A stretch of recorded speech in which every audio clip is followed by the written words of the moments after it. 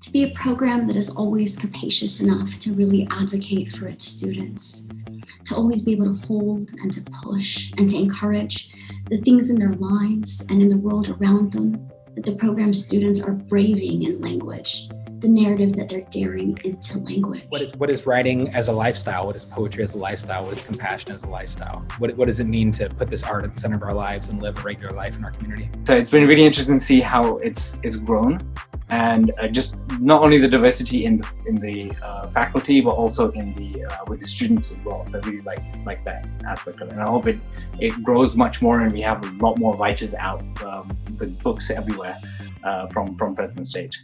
I want the program to be big enough to always be able to have that community that I feel so lucky to have come from, that I feel so lucky to have witnessed the other night, especially for Black peoples, Indigenous peoples, and peoples of color.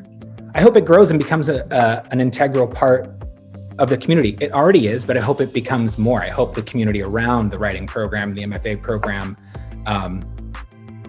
grows. You know, Fresno is in a unique place.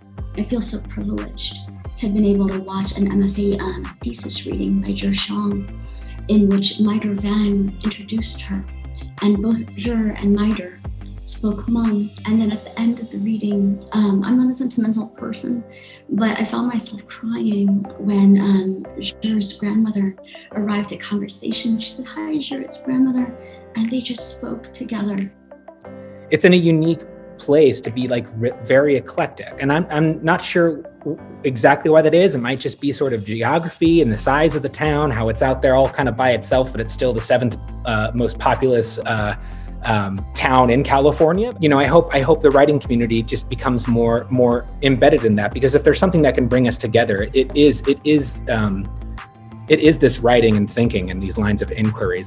We live in a culture that tries to center whiteness and English monolingualism, when so many of us are larger than that in our everyday lives. We're transnational and multilingual. We're sisters and fathers and mothers who kiss our people in our homes, you know?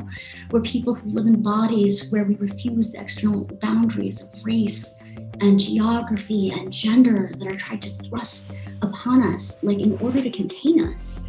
And the asymmetric systems of racism and classism and patriarchy are so deft, so entrenched, that if we're not careful, we'll get used to the narratives which swirl around us in literature about the ways we can be made object instead of subject. Now, the people who are taking care with language and creating an empathy and like examining the human experience, that's sort of where the future is. And I hope that for Fresno State. I think that the writing community and the artistic community in Fresno is fantastic, and the MFA program is in many ways at the center of that. And that's why it was so important to me what Maider and Jer did. In reading and writing Hmong at that reading, they claimed in their languages their subjects, their languages. And it's in that program too at Fresno State, in our program together, where fellow writers like Hmong writer Andre Yang and Filipinx writer Mike Maniquez taught me that even in poems, in every active language, we're claiming something or we're refusing something about ourselves when we write. When we write, we're writing narratives. We're choosing who we claim as our own and how we claim that. But I hope it continues. I hope more people are drawn in. I hope it becomes a bigger thing. I hope it can have like a real impact in the Fresno area. And each writer who enters the MFA program at Fresno State is daring that with each word, with each line, with each sentence in their language.